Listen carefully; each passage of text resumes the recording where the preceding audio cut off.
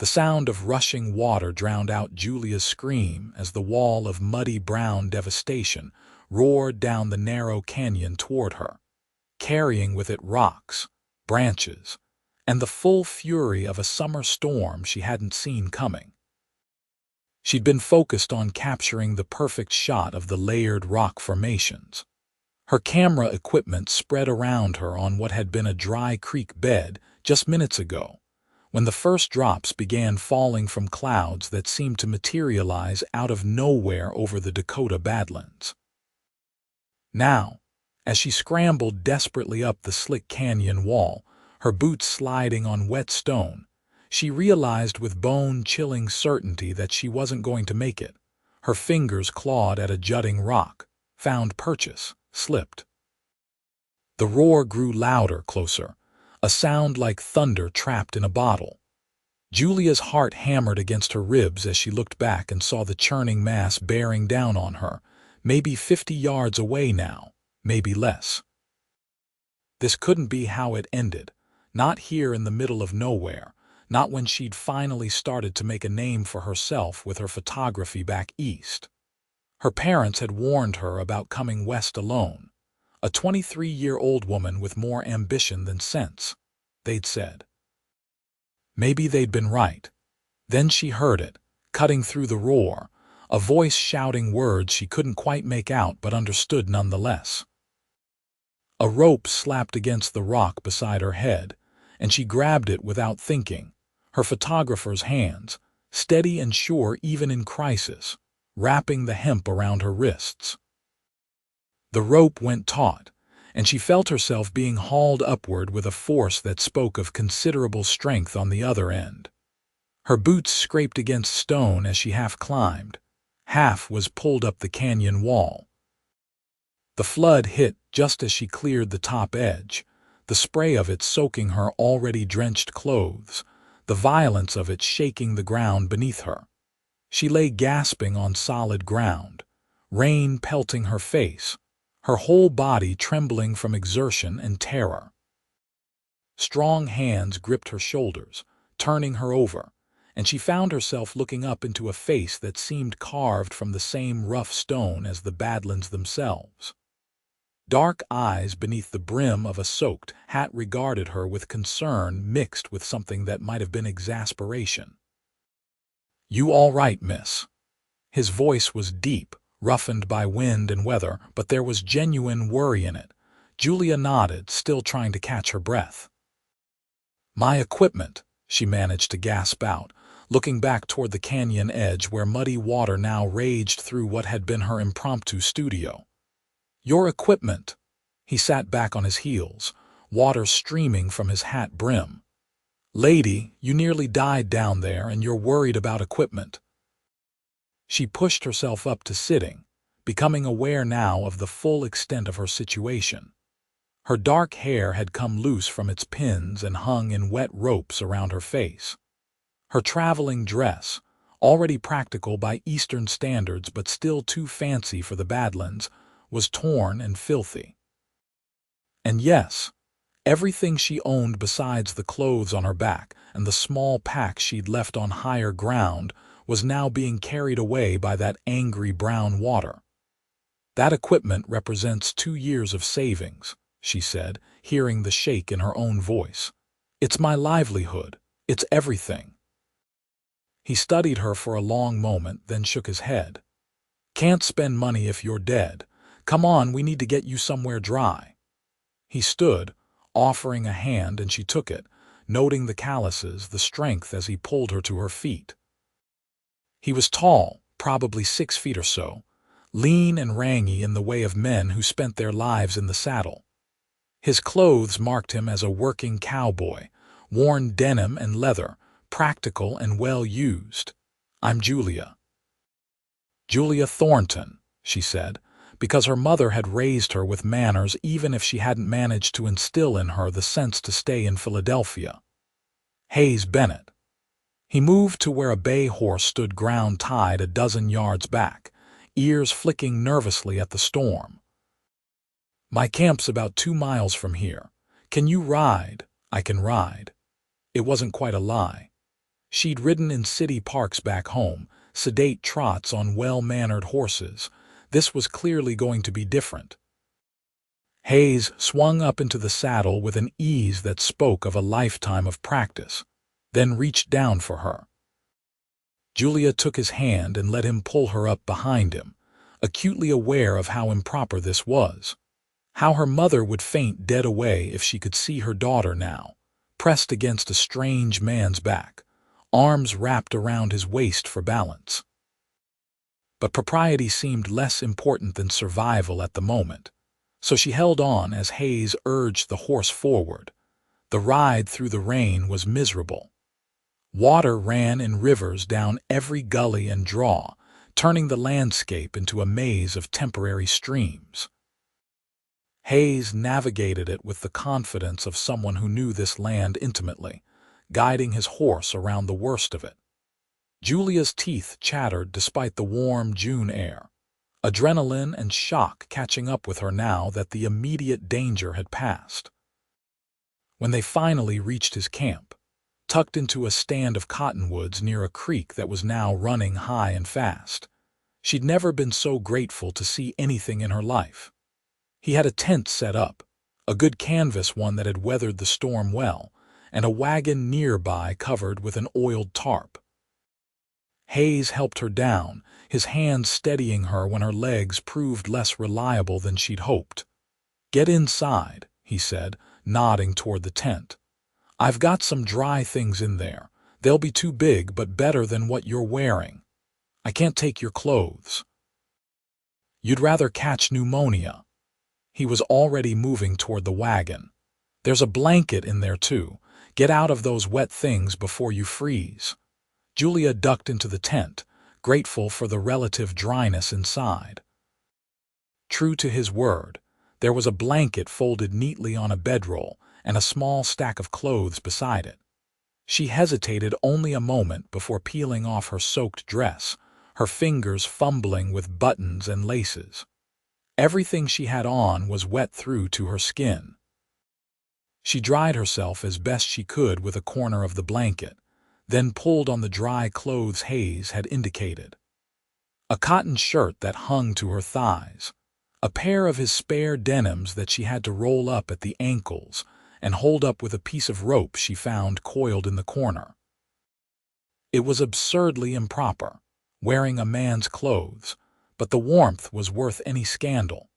She emerged from the tent wrapped in the blanket as Hayes was coaxing a fire to life under a makeshift shelter he'd rigged with some spare canvas. The rain was starting to let up, though the sky remained threatening.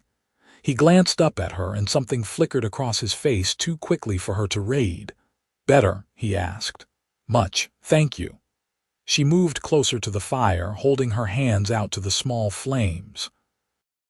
"I don't know how to repay you for saving my life. Don't need repaying for doing the decent thing." He had coffee brewing already, she realized, the scent of it cutting through the smell of wet earth and rain. "But you can start by telling me what you were doing out there alone." "This isn't exactly tourist country." Julia accepted the tin cup of coffee he poured for her, wrapping her hands around its warmth. "I'm a photographer. I came out from Philadelphia 3 weeks ago to capture images of the Western Territories. There's a market for them back east. People want to see what the frontier looks like. I was traveling with a wagon train heading to Montana Territory, but we stopped in Fargo for supplies, and I heard about the Badlands formations. I thought I could make it out here and back in a day." She laughed, a brittle sound. "Obviously, I was wrong. Obviously." Hayes poured his own coffee, settling back on his heels. "You know that wagon trains probably moved on by now. They wouldn't wait around." The reality of her situation hit her then, really hit her.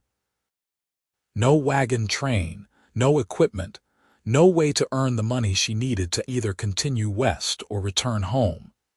And home wasn't really an option anyway, not after the fight she'd had with her father about this trip.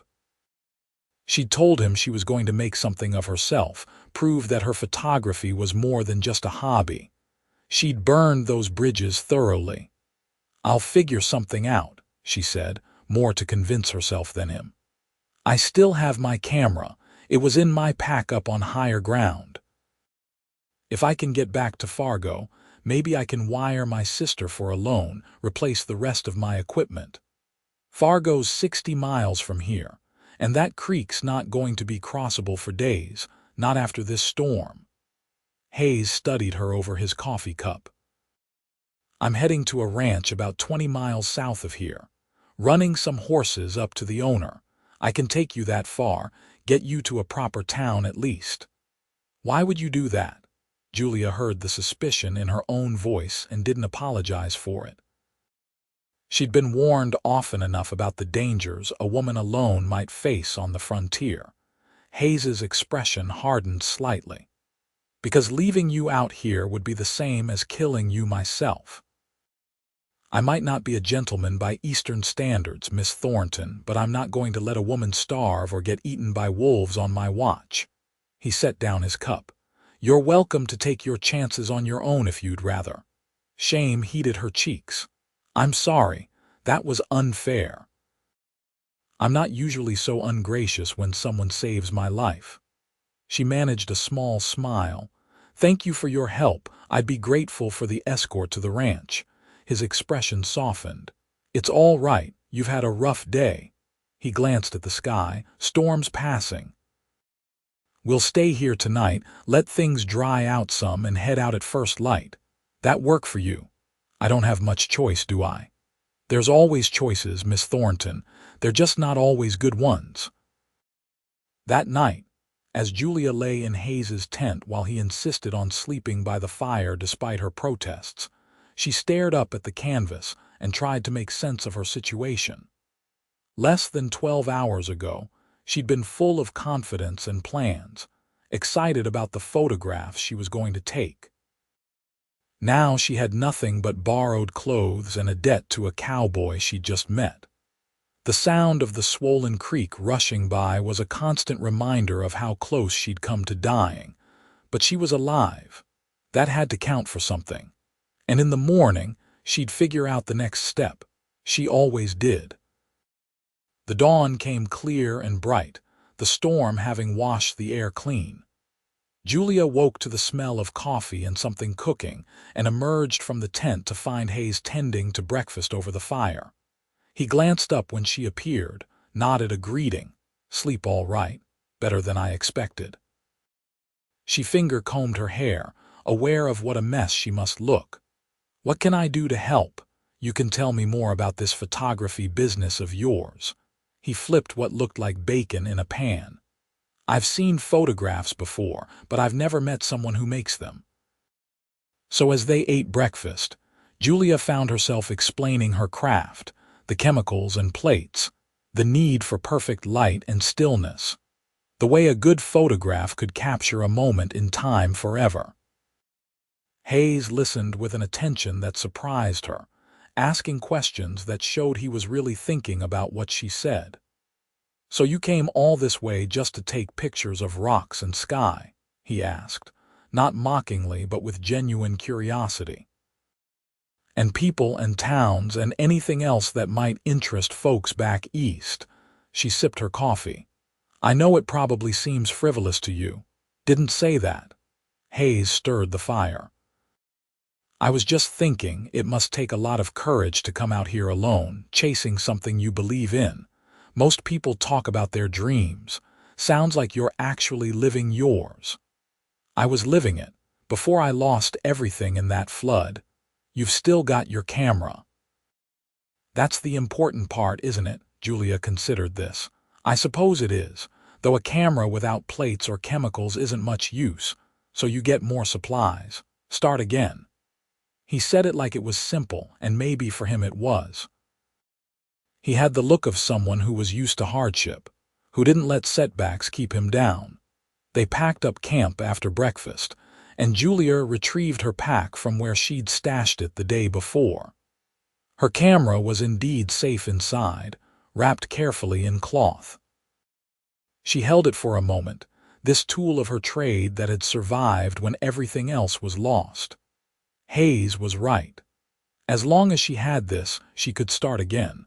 The ride south was nothing like the desperate flight through the storm. Hayes had her ride the bay while he led the string of 5 horses he was delivering, walking alongside on his long legs. The land rolled away in every direction, vast and open under an impossibly blue sky. Julia had never seen so much space, so much emptiness. It was terrifying and beautiful in equal measure. "How long have you been a cowboy?" she asked after they'd been traveling for a few hours. "All my life, pretty much. Started working cattle when I was 10. That was down in Texas. Came up north about 5 years ago, been working ranches in Dakota Territory since then." He adjusted his hat against the sun. "Not much else I'm good for, I guess. You're good at saving foolish photographers from floods." He actually smiled at that, a quick flash that transformed his weathered face. "That's more of a hobby." They fell into an easy rhythm of conversation and comfortable silence. Hayes pointed out features of the landscape, taught her to read the signs of water and weather. He had a dry sense of humor that caught her off guard, and more education than she'd expected.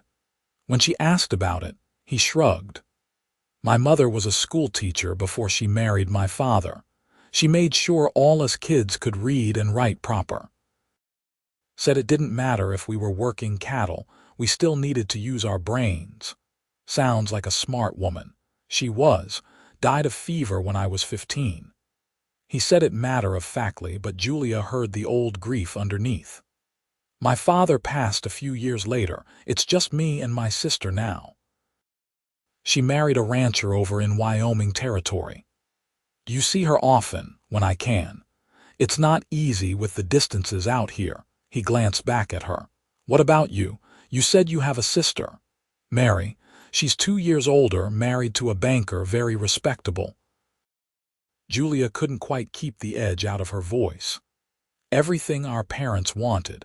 I'm the disappointment of the family, for wanting to take photographs. For wanting anything beyond marriage and children. Don't misunderstand, there's nothing wrong with that life. It's just not the only life a woman can have, no matter what my father thinks." Hayes was quiet for a moment. "Seems to me anyone brave enough to chase flash floods for a good photograph is anything but a disappointment." The words shouldn't have meant as much as they did, coming from a virtual stranger.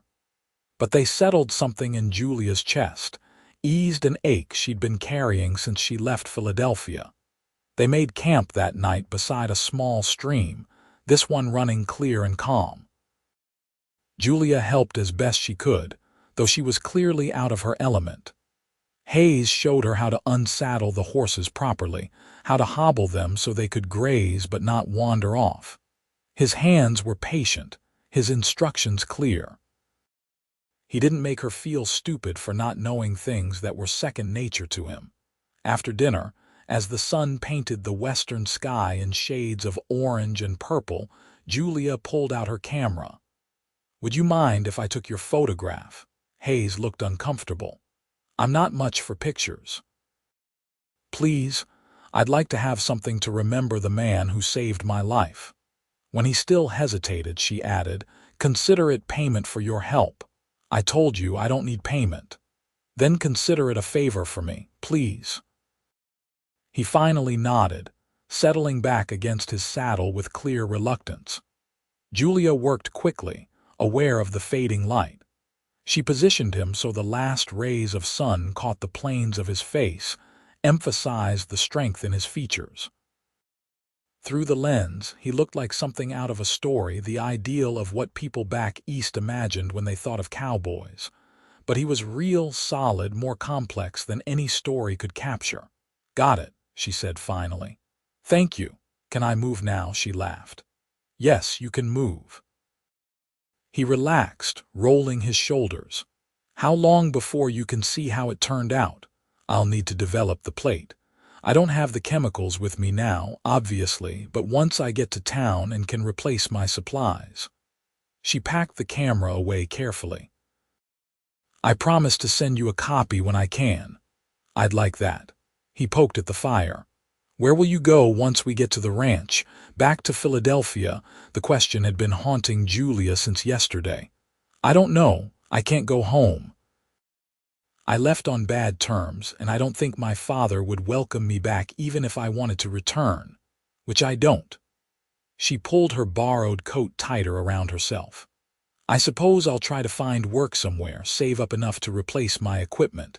There must be something I can do. Can you cook? Adequately.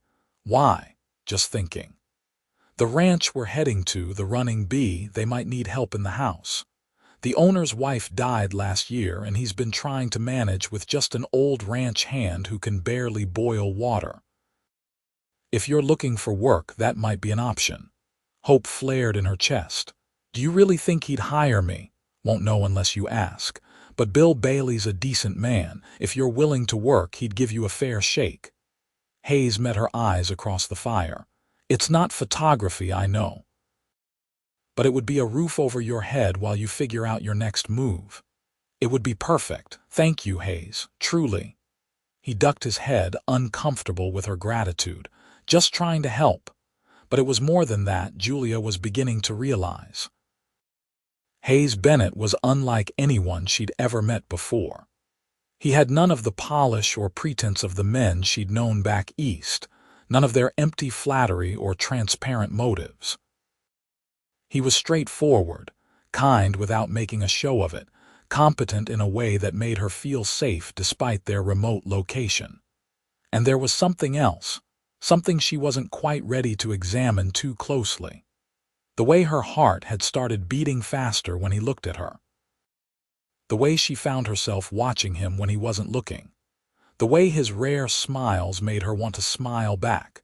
This was dangerous territory. She barely knew him.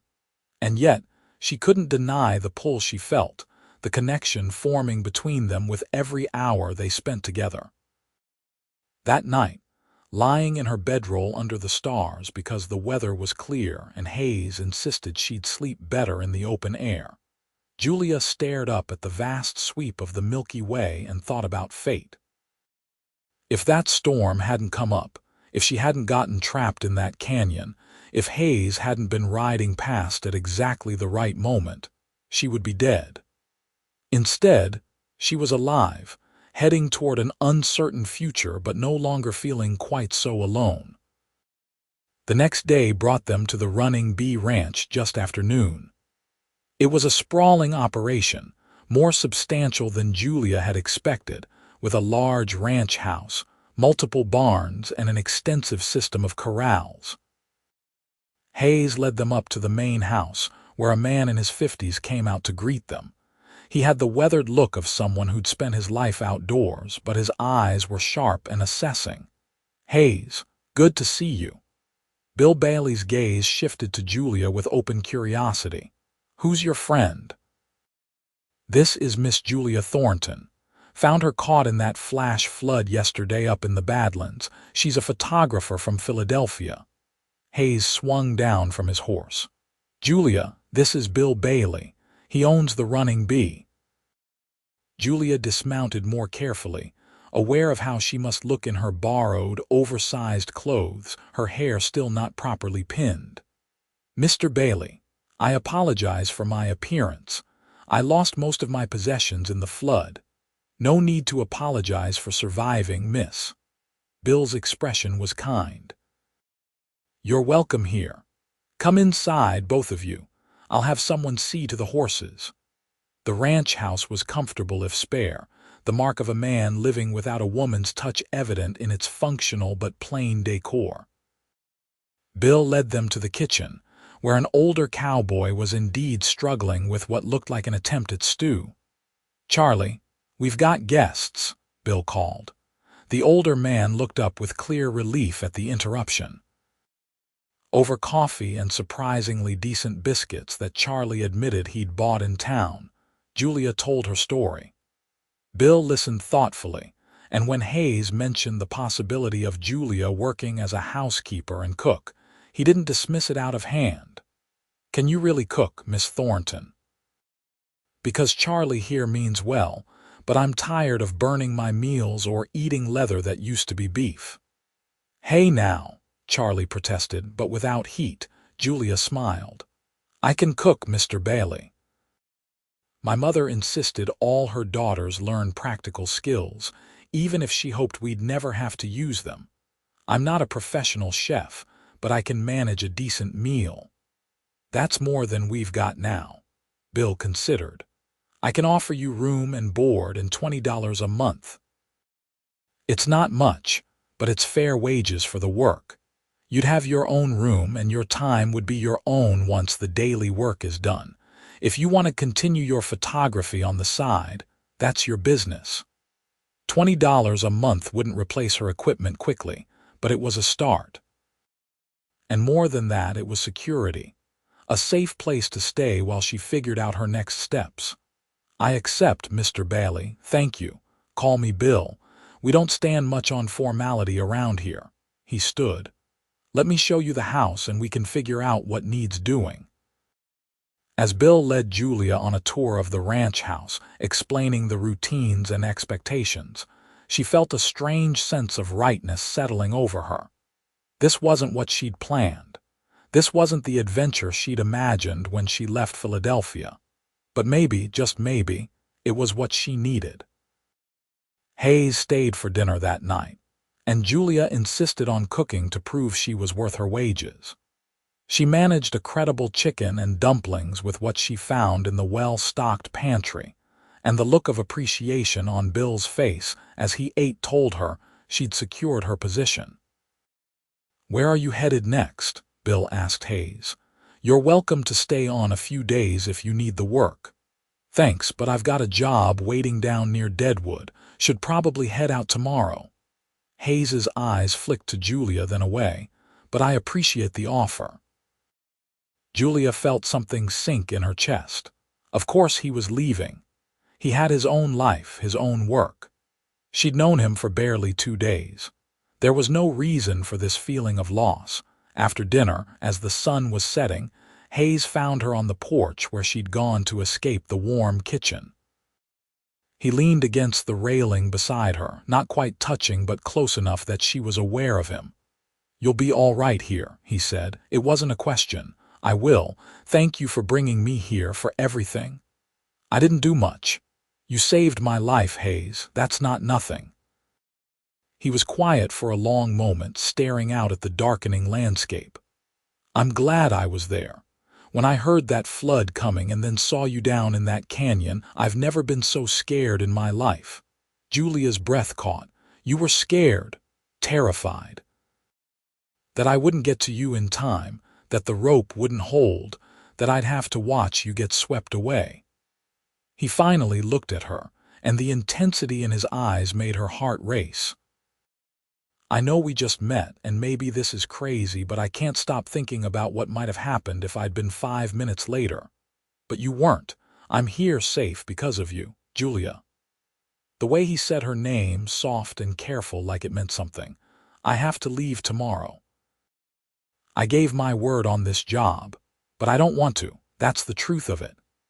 She understood what he wasn't saying, felt the echo of it in her own chest.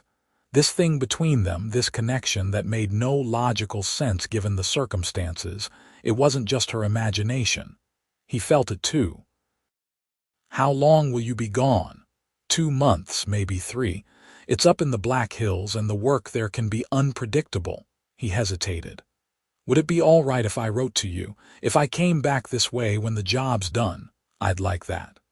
Her voice came out softer than she intended. "I'd like that very much." Hayes reached out, his calloused fingers brushing her cheek with unexpected gentleness. "You're something special, Julia Thornton. I knew it the moment you looked up at me from that canyon with mud on your face and asked about your equipment." She laughed, leaning into his touch without meaning to. "I must have seemed insane. You seemed brave. You seemed like someone who knows what matters to her and isn't afraid to fight for it." His thumb traced along her jaw. "That's rare. That's worth knowing." Julia's hand came up to cover his, holding it against her face. "Come back, Hayes. When your job is done, come back. Wild horses couldn't keep me away. He left the next morning just after dawn. Julia stood in the yard and watched him ride out, leading his pack horse, until he was just a speck on the horizon. Her chest ached with a loneliness that seemed outsized for knowing someone such a short time. But as she turned back to the house, to the work waiting for her, she held onto the promise of his return like a talisman. The weeks that followed fell into a rhythm that was entirely new to Julia, but not unpleasant. She rose early to make breakfast for Bill and the ranch hands, cleaned the house, prepared meals, did the endless laundry that a working ranch generated. The work was hard, harder than anything she'd done in her life, but there was a satisfaction in it. When she finished a task, she could see the results immediately. Clean floors, mended clothes, food that made grown men groan with appreciation. Bill proved to be an easy employer, patient with her mistakes, grateful for her efforts. He told her about his late wife, Martha, who had helped him build the ranch from nothing. The grief in his voice was still fresh even though she'd been gone over a year. "She would have liked you," he said one evening as Julia served him dinner. Martha appreciated people who weren't afraid of hard work, and she always said there was more to life than what you were born into. You would have gotten along. Julia was surprised by how much the comment pleased her. She'd been worried about being judged out here, about her Eastern background and her unconventional choices. But Bill and the ranch hands treated her with respect, valued her for what she could do, rather than questioning what she'd left behind. In the evenings, after her work was done, Julia would take her camera and walk the ranch property. She couldn't develop the images yet, didn't have the chemicals or the darkroom setup she needed, but she could practice composition, learn the light of this new landscape. The vast Montana skies were different from anything she'd known before, dramatic and ever-changing. She took photographs of cowboys working cattle, of horses running in the corrals, of the ranch house at sunset. She was building a collection, storing up images for when she could finally process them. The first letter from Hayes arrived 3 weeks after he'd left. Charlie brought it back from town with the supply run, and Julia's hands shook slightly as she opened it. "Dear Julia," he'd written in surprisingly neat handwriting. "I hope this letter finds you well, and that you're settling into life at the Running Bee. I've been thinking about you, wondering how you're managing with Bill and whether you've gotten any closer to replacing your photography equipment. Work here is hard but good. The Black Hills are beautiful in their own way, different from the Badlands where we met. I'm working security for a mining operation, keeping an eye on things, breaking up the occasional dispute between miners. It's not the most exciting job, but it pays well. I'm saving as much as I can. Not sure yet what I'm saving for, but it seems important to have something put aside. I think about that night on the trail when you took my photograph. I think about the way you looked at the world, seeing beauty in things I'd stopped noticing. You've changed something in how I see things, Julia. I find myself looking at a sunset and wondering how you'd capture it with your camera. I notice small details now, the way light falls on water, the shape of clouds. It's like you've given me new eyes. I'm counting the days until I can head back your direction. Take care of yourself. And if Bill gives you any trouble, you write and tell me. I'll set him straight. Yours, Hayes. Julia read the letter 3 times, holding each word close. She wrote back that same evening, telling him about her work on the ranch, about the photographs she was taking even if she couldn't develop them yet, about the surprising contentment she was finding in this new life. She told him about the enormous Montana sky and how she sometimes stood out in the yard at night, overwhelmed by the stars. She told him she thought about him too, more than was probably wise. The letters became a lifeline for both of them over the following weeks. Hayes wrote about his work, about the characters he met in the mining camps, about the rough justice of the frontier. Julia wrote about life on the ranch, about learning to ride properly, about the satisfaction of pulling fresh bread from the oven. They shared their histories, their dreams, their fears. Julia found herself telling Hayes things she'd never told anyone, about the pressure she'd felt growing up to conform, about the loneliness of being different, about the fierce joy she found in her photography. Hayes wrote about growing up in Texas, about the hard years after his parents died, about the restlessness that kept him moving from job to job. "I've never had a home, not really," he wrote, "just places I worked. I'm starting to wonder what it would be like to have something of my own, somewhere to belong." 6 weeks into his absence, Julia finally saved enough from her wages to order new chemicals and plates from a supplier in St. Paul. When they arrived, she was nearly giddy with excitement. Bill let her set up a makeshift darkroom in a storage shed, and she spent her first free afternoon developing the photographs she'd taken since arriving at the Running Bee. The images emerged from the chemicals like magic, just as they always did. The cowboys she'd photographed were transformed, elevated from ordinary ranch hands to something iconic.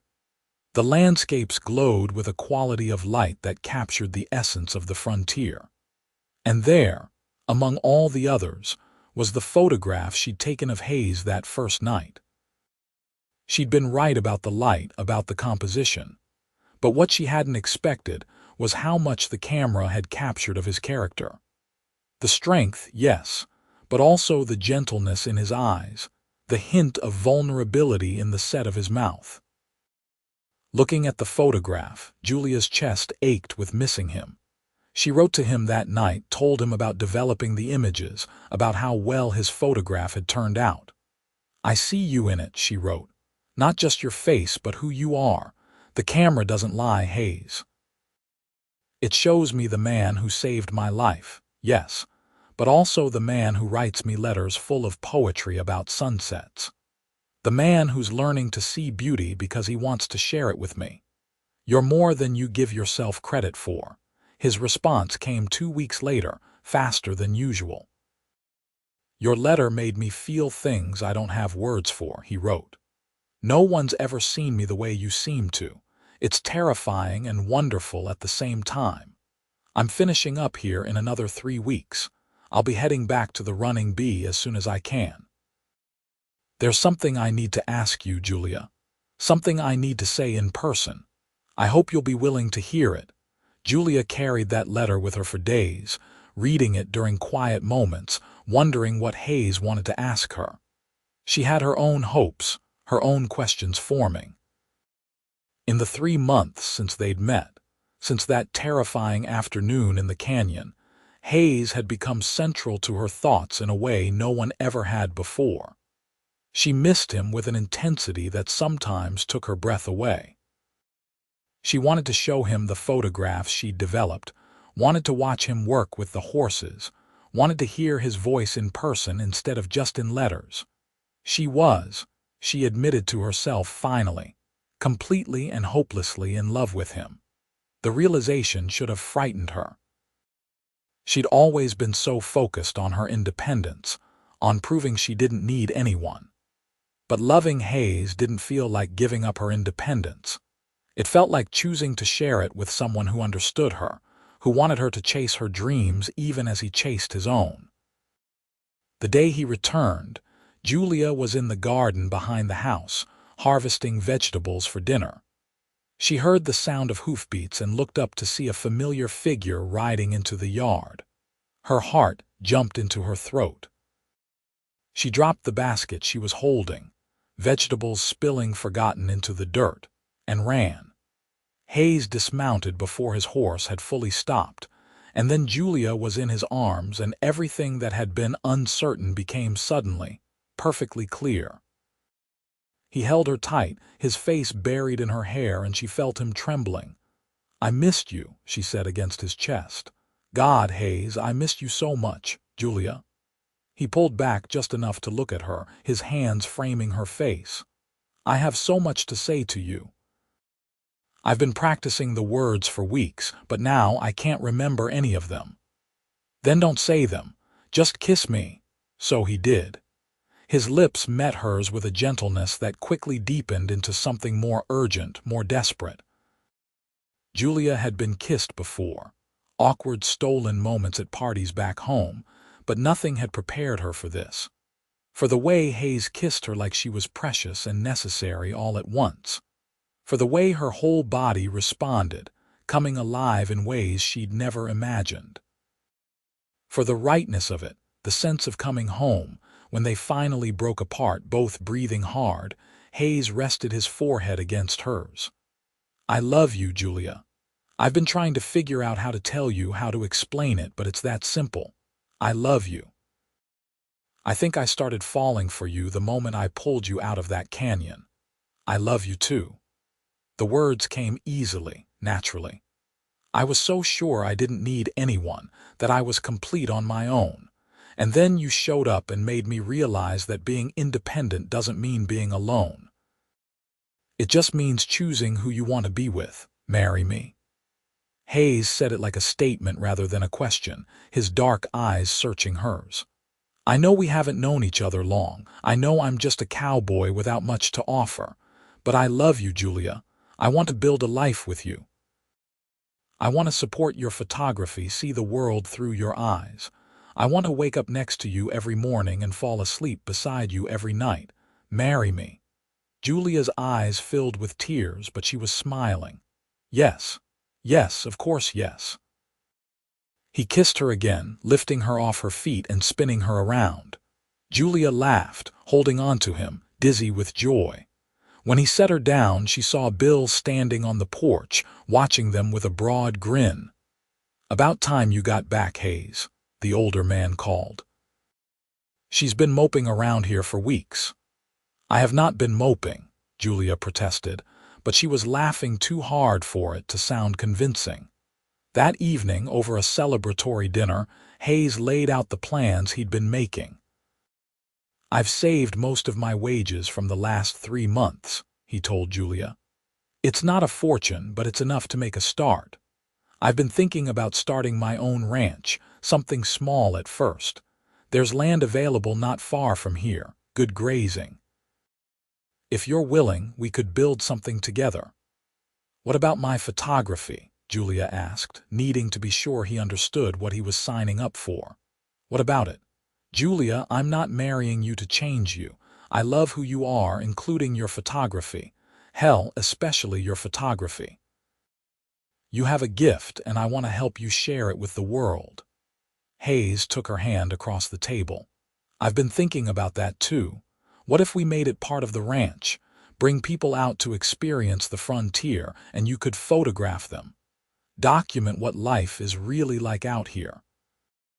"There's a market for that, isn't there?" Julia stared at him, her mind racing. "That's brilliant.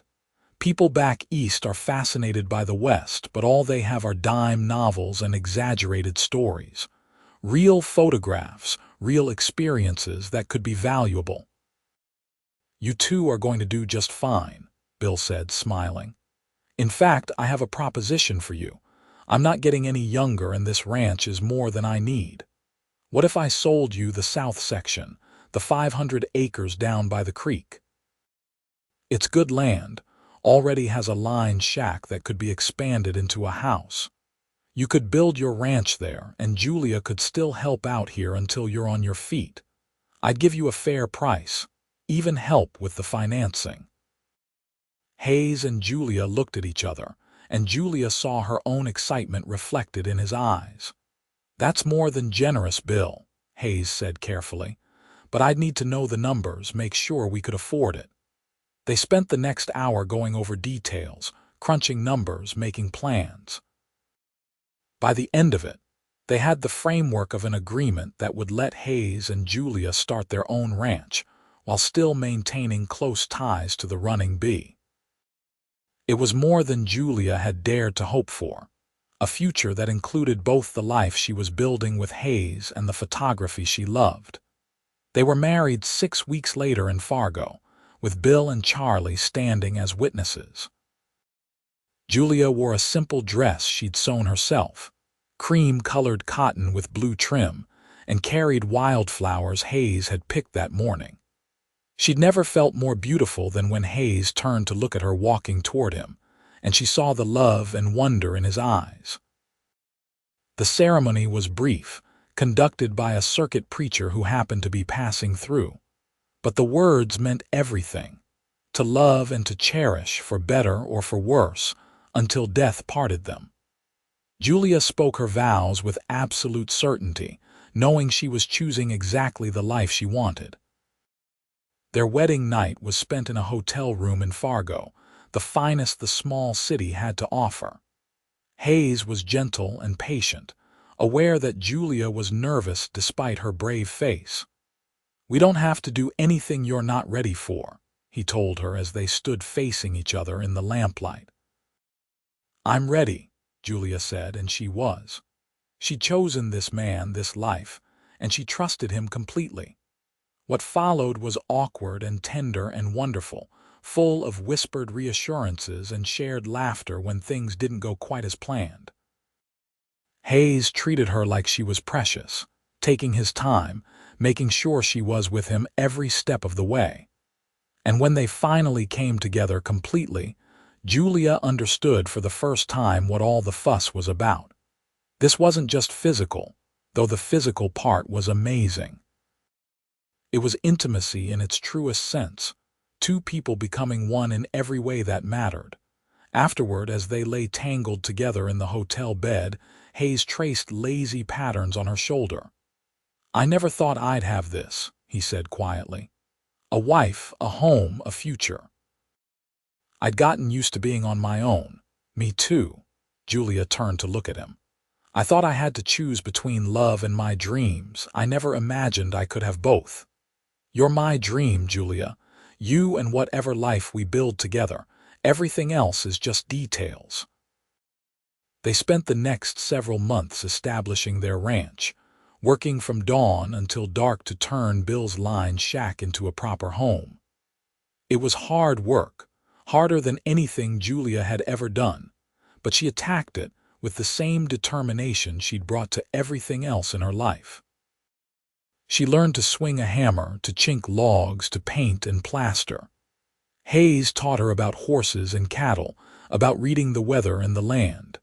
They worked side by side, building not just a house but a life. In the evenings, exhausted but satisfied, they would sit on their unfinished porch and watch the sun set over their land. Julia would rest her head on Hayes's shoulder, and they would talk about their plans. The horse barn they wanted to build, the garden Julia was planning, the studio Hayes insisted she needed for her photography. "We should get a sign," Julia said one evening. "Something to mark this place as ours. What would you want to call it?" Julia thought about it, about the journey that had brought her here, about the flash flood that had nearly killed her but had instead given her everything she wanted. "New Discovery Ranch," she said finally, "because that's what this is, the greatest discovery of my life." Hayes pulled her closer. "I like it. New Discovery Ranch it is." As fall gave way to winter, their house began to take shape. They had 4 rooms now, modest but comfortable, with a stone fireplace Hayes had built himself and windows Julia had insisted on for the light. She set up her darkroom in what would eventually be a 5th bedroom, and spent her spare hours developing photographs and experimenting with new techniques. Word of her work began to spread. A few of the neighboring ranchers asked if she could photograph their families, and Julia jumped at the chance. She loved capturing these frontier families, their strength and resilience evident in every image. She loved telling their stories through her lens, creating a record of a way of life that was already beginning to change. Hayes supported her completely, proud of her talent, and happy to help however he could. He built her a proper studio attached to the house, with large windows for natural light and shelves for her supplies. On her birthday that first year, he surprised her with a new camera, better than the one she'd been using, ordered specially from Chicago. "Hayes, this must have cost a fortune," she protested, even as her fingers itched to try it out. "You're worth it. Your work is worth it." He smiled at her astonishment. "Besides, I've been thinking about your idea of bringing people out to experience the ranch. We're going to need good photographs for advertising. Consider it a business investment." Their first year of marriage was full of challenges. Money was tight, and there were times they worried about making it through.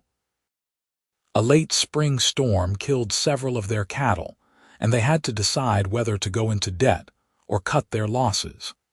Hayes's horse broke its leg and had to be put down, and Julia held him while he grieved for the animal that had been with him for 8 years. But there were triumphs, too. Their first successful cattle sale brought in enough money to ease the worst of their worries. Julia sold several photographs to Harper's Weekly, which published them in a feature about frontier life. Hayes broke and trained a particularly difficult horse that everyone else had given up on, and sold it for a premium price.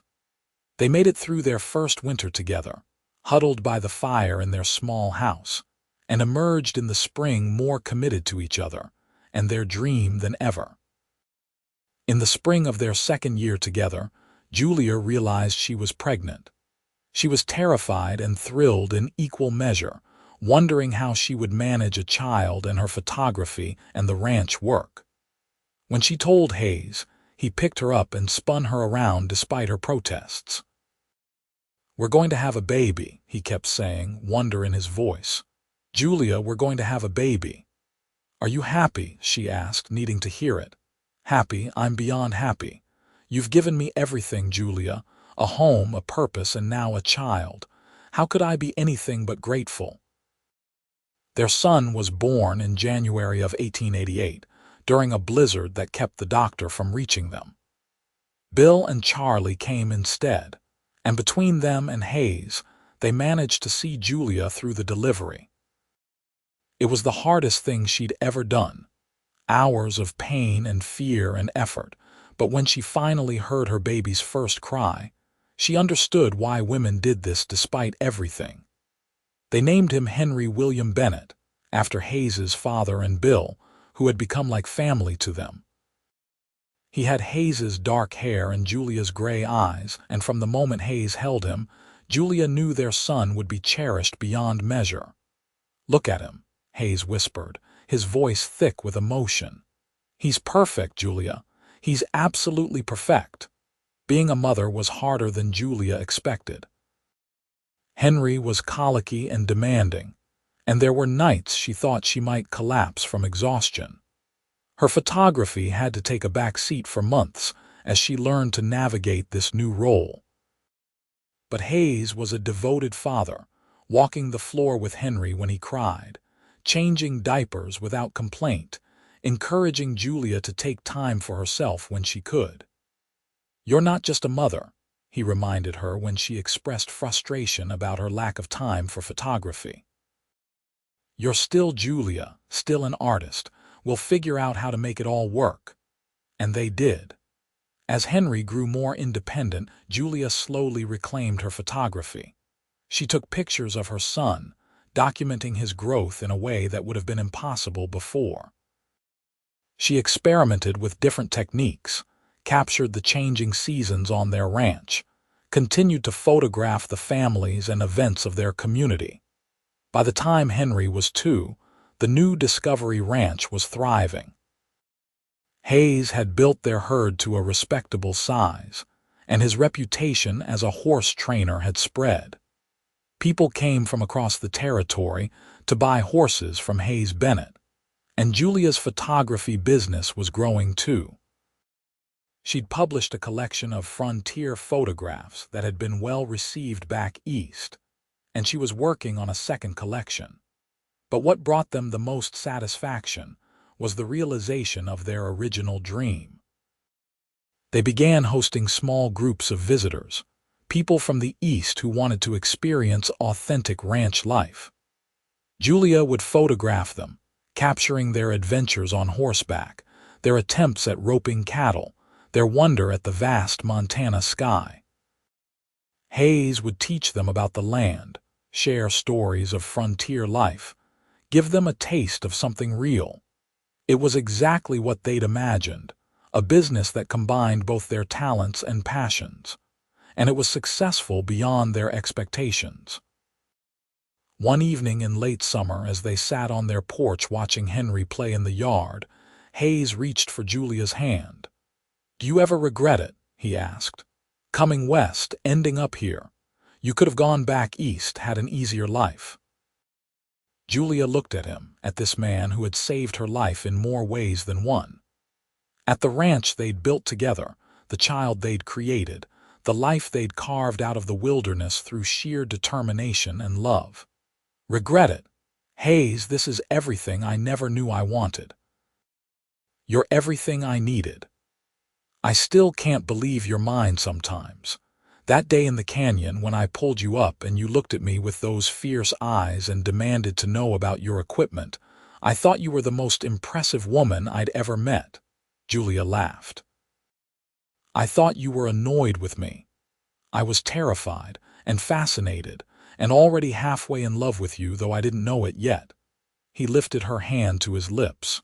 "You're my greatest discovery, Julia, the best thing that ever happened to me." She leaned into him, feeling the solid warmth of him, the steady beat of his heart. "No," she said softly.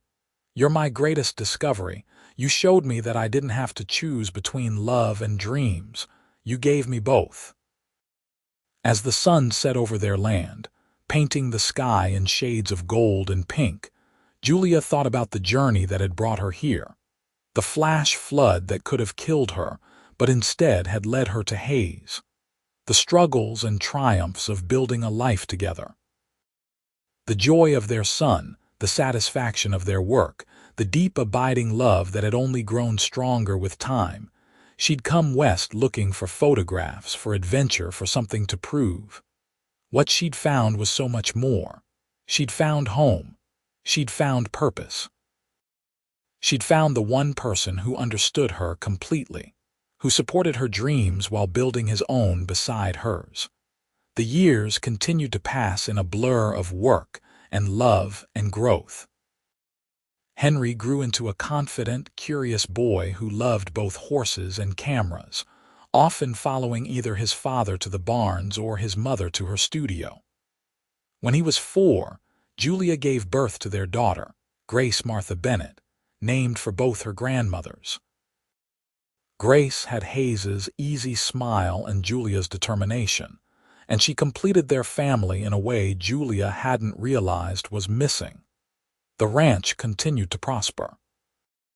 Hayes's horses were now sought after across 3 territories, and Julia's photographs had made her one of the most respected frontier photographers in the country. Her work had been exhibited in New York and Boston, and she'd been commissioned to photograph several important events, including the Montana statehood celebration in 1889. But despite her growing fame, Julia never lost sight of what mattered most. Her family, her home, the life she and Hayes had built together. On their 10th wedding anniversary, Hayes surprised her with a trip back to the Badlands where they'd met. They left the children with Bill and Charlie for a few days and rode out to the canyon where it had all begun. "Do you remember what it looked like?" Hayes asked as they stood at the edge of the canyon, now peaceful under a clear sky. "I remember being terrified. I remember hearing your voice and thinking maybe I wasn't going to die after all." Julia took his hand. "I remember looking up and seeing you and feeling safe for the first time since I'd left Philadelphia.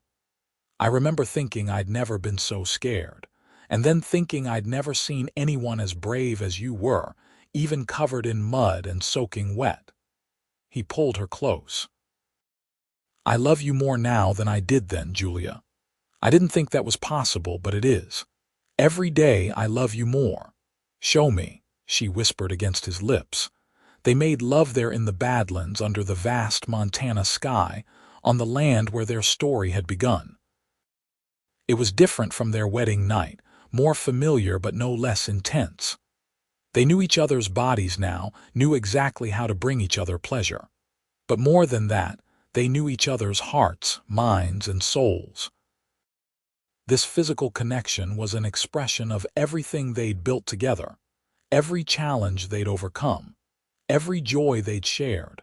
Afterward, as they lay wrapped in blankets watching the stars emerge, Hayes said, "I've been thinking about expanding the ranch. Taking on more land, building a bigger operation, but I wanted to talk to you about it first. It would mean more work, more risk." "What do you want to do?" "I want to build something that lasts, something we can pass on to Henry and Grace. I want to create a legacy." He turned to look at her. "But not if it means sacrificing what we have now, not if it means less time together, less time for your photography." Julia considered this carefully. "I think we can do both. We've always found a way to balance our dreams, Hayes. Why should this be different? You're sure?" "I'm sure." "Let's build something amazing together." And they did. Over the next decade, the new Discovery Ranch grew into one of the most successful operations in Montana. Hayes's reputation brought buyers from across the country, and Julia's photography studio became a destination in its own right. They hired ranch hands to help with the work, built new barns and corrals, expanded their house to accommodate their growing family and the visitors who came to experience frontier life. Henry, at 16, was already an accomplished horseman, working alongside his father and showing signs of inheriting Hayes's gift with horses. Grace, at 12, was developing into a talented photographer herself, spending hours in Julia's studio learning the craft. Watching her children grow, seeing them take on their parents' passions while developing their own, filled Julia with a contentment she'd never imagined possible. On a crisp October afternoon in 1903, Julia stood in the yard of the new Discovery Ranch, her camera in hand, preparing to photograph their family. Hayes stood beside her, his hair now touched with gray but his eyes as warm as ever when they looked at her. Henry and Grace stood together, no longer children but young adults beginning to find their own paths. In Grace's arms was the newest addition to the family, little Martha, born just 6 months ago and named for Hayes's mother. "Everyone ready?" Julia called, positioning them in front of the house they'd built together all those years ago. "Ready, Mama," Grace called back. Julia looked through the lens at her family, at everything they'd created together. Hayes caught her eye and smiled, that small private smile that was just for her. She smiled back, feeling the same surge of love she'd felt the first time he'd kissed her. She clicked the shutter, capturing the moment. Another image for the collection that told their story. The story of a woman who'd nearly died in a flash flood and the cowboy who'd saved her. The story of two people who'd found in each other exactly what they needed. The story of a love that had weathered every storm and only grown stronger. That evening, after the children were in bed, Julia and Hayes sat on their porch, the same place they'd sat countless evenings before. The land stretched out before them, theirs through years of hard work and dedication. The stars wheeled overhead, brilliant and eternal. "You ever think about that day?" Julia asked. "The day we met, all the time. I think about how close I came to not riding that way, to missing you entirely. It terrifies me still, thinking about all the ways we might never have met. But we did meet. You found me, saved me, loved me." She rested her head on his shoulder, fitting perfectly into the spot that seemed made for her. "You gave me everything, Hayes. A home, a family, a life better than anything I could have imagined." "No, Julia, we gave that to each other." He kissed the top of her head. "You're still my greatest discovery." After all these years, After everything we've been through, you still surprise me, still amaze me, still make every day an adventure." Julia lifted her head to look at him, seeing the lines time had etched around his eyes, the gray threading through his hair, the weathered face she loved more than any other. "And you're mine. My greatest discovery, my greatest love, my greatest adventure. Then, now, always." He kissed her, soft and sweet and full of promise. A kiss that said what words couldn't, that contained all their history and all their future. A kiss that was coming home. As they sat together in the darkness, surrounded by the life they'd built, Julia thought about the young woman she'd been that day in the canyon. Desperate, determined, certain she knew what she wanted from life. She'd been wrong in the best possible way. She'd wanted independence and adventure and the chance to prove herself. What she'd found was so much more. She'd found partnership, love, and a purpose bigger than herself. She'd found Hayes, and in finding him, she'd found everything. Years continued to roll by with the steady rhythm of seasons changing. The new Discovery Ranch became something of a legend in Montana, known equally for Hayes's horses and Julia's photographs. Their children grew and thrived.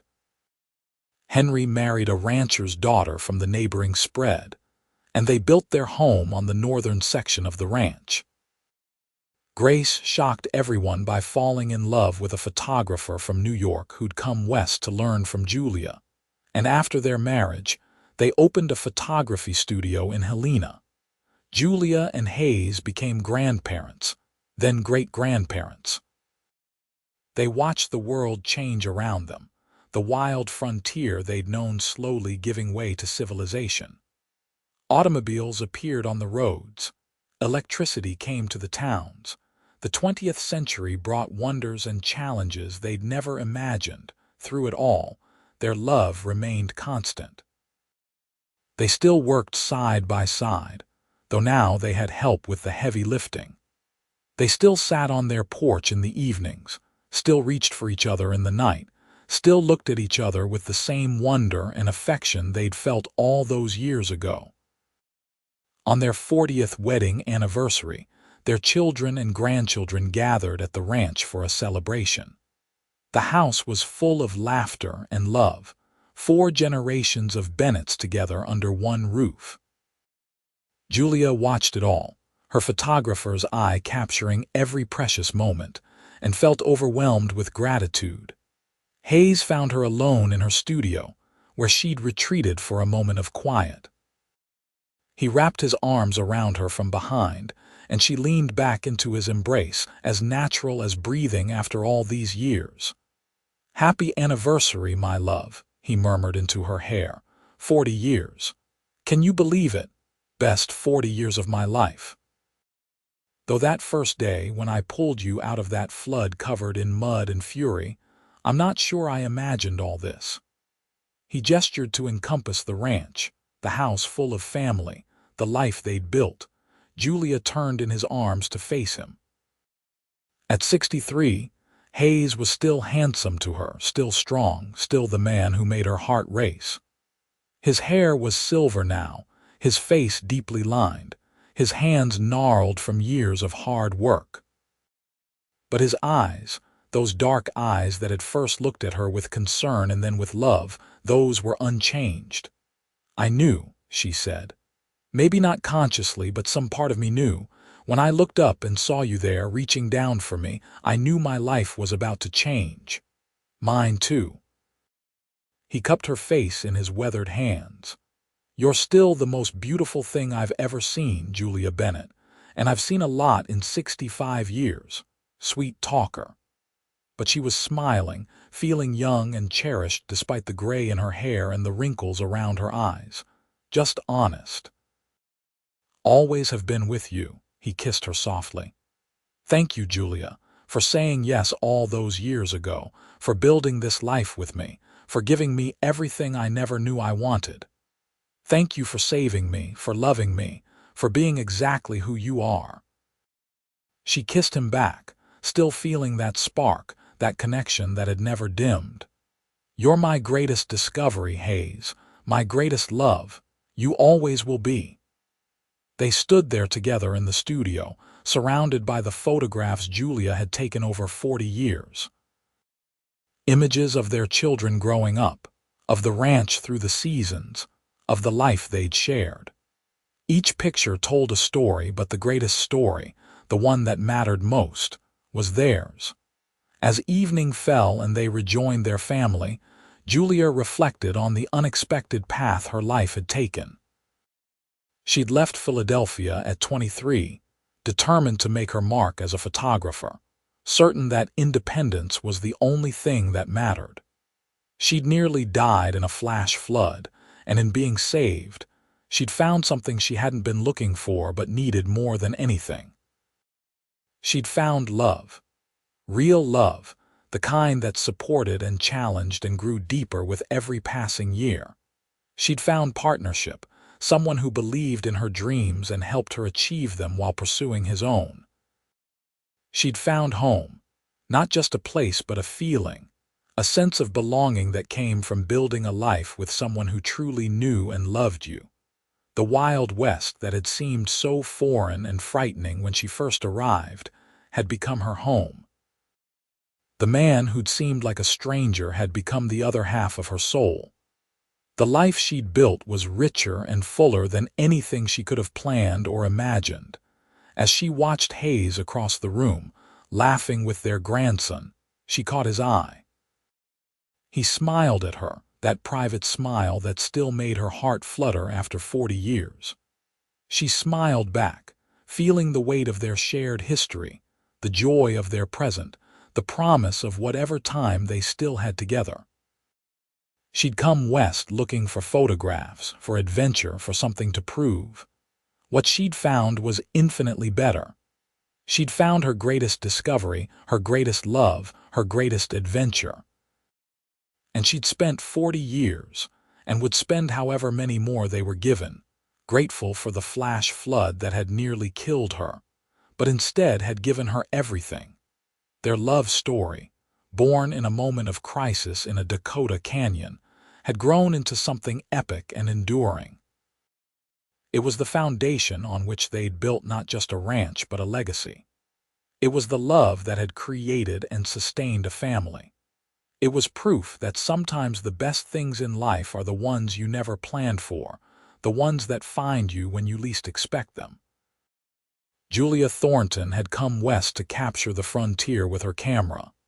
Instead, she'd been captured by a cowboy with kind eyes and gentle hands. And in being caught, she'd found the freedom she'd been seeking all along. The freedom to be herself, completely and without reservation. The freedom to love and be loved in return. The freedom to build a life on her own terms, with a partner who valued her for exactly who she was. Hayes Bennett had been a drifter, moving from job to job, never staying anywhere long enough to call it home. Then he'd saved a foolish photographer from a flash flood, and suddenly he'd found a reason to stay. Julia had given him purpose, had shown him that home wasn't a place but a person. She'd given him a family, a legacy, a reason to build instead of wander. Together, they'd created something beautiful and lasting. The new Discovery Ranch stood as a testament to their love and their work, but more than that, it was home. It was where their children had been raised, where their grandchildren now played, where 40 years of memories had been made. It was where they'd laughed and cried, struggled and triumphed, built dreams and watched them come true. As the anniversary celebration continued into the night, with music and dancing and stories told by firelight, Julia found herself thinking about the photograph she'd taken of Hayes on that first night they'd met. She still had it, treasured in a special album. Looking at it now, knowing everything that had come after, she could see what she'd sensed even then. This was a man worth knowing, worth loving, worth spending a lifetime with, and he'd proven it every single day for 40 years. Through good times and bad, through triumph and tragedy, through every challenge life had thrown at them, Hayes had been her rock, her partner, her love. He'd supported her photography even when it meant sacrifice. He'd been a devoted father, teaching their children to work hard and love deeply. He'd built a business that provided not just for them but for generations to come. But more than any of that, he'd loved her. Consistently, faithfully, with a depth and constancy that had never wavered. He'd seen her at her worst and loved her anyway. He'd celebrated her at her best and never tried to dim her light. He'd been exactly what she needed, even when she hadn't known she needed it. Late that night, after all the guests had finally gone home or to bed, Julia and Hayes walked out to their favorite spot on the porch. The stars overhead were as brilliant as they'd been on their wedding night as they'd been on countless nights since. The land stretched away in darkness, familiar and beloved. 40 years, Hayes said, echoing her earlier words, and I'd do it all again exactly the same, even the hard parts. Especially the hard parts. Those are what made us strong, Julia. Every challenge we faced it together and we came out the other side better for it. She nodded, knowing he was right. The struggles had shaped them as much as the joys. The times they'd nearly lost the ranch, the children's illnesses, the long winters and dry summers, all of it had tested them and proven the strength of what they'd built together. I love you, she said simply.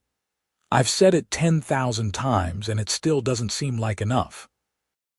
It still doesn't capture everything I feel. I know. I feel the same way. He pulled her close and they stood there together, two people who'd become one through years of love and partnership. But we've got time to keep trying. I plan on telling you I love you every day for the rest of my life, Julia Bennett. Promise. Promise. You're stuck with me for better or worse until death do us part, just like we said 40 years ago. Best promise I ever heard. They stood there together as the night deepened, surrounded by everything they'd built, everything they'd become. The young photographer who'd nearly died in a flash flood and the cowboy who'd saved her had grown into partners, parents, grandparents, legends in their own right. But at the core, they were still just Hayes and Julia, two people who'd found in each other exactly what they needed. The ranch would continue, would be passed down to future generations. Julia's photographs would preserve this moment in time, would tell the story of the frontier and the people who'd lived it. But their greatest legacy wasn't the ranch or the photographs, or even their children and grandchildren. Their greatest legacy was the love they'd built together, the partnership that had weathered 4 decades and emerged stronger than ever. As they finally turned to go inside, to the home they'd built together, Julia paused. Hayes, do you remember what I told you after you pulled me out of that flood? You asked about your equipment, he said, smiling. After that. Later, when we were at your camp, I was trying to thank you and I couldn't find the right words. Hayes thought back across the years to that first night. I remember. You said I'd saved your life and I said it was just the decent thing to do. I wanted to tell you then what I know now, what I've known for most of the last 40 years. She looked up at him, her eyes bright with emotion. You're my greatest discovery, Hayes Bennett. Not the West, not the frontier, not any of it. You, finding you, loving you, building this life with you, that's my greatest discovery. That's the thing I'm most proud of, the thing I'd never trade for anything. Hayes's eyes grew suspiciously bright. After 40 years, he still wasn't comfortable with strong emotion, still felt overwhelmed by the depth of what Julia meant to him. You're my greatest discovery too, Julia. You walked into my life covered in mud and demanding answers, and you changed everything. You made me want things I'd never let myself want before. You made me believe I deserved happiness. We deserved each other. We deserved this. She gestured to encompass their home, their land, their life. We found each other at exactly the right time in exactly the right place. That flash flood didn't just save me physically, Hayes. It put me on the path to everything that mattered.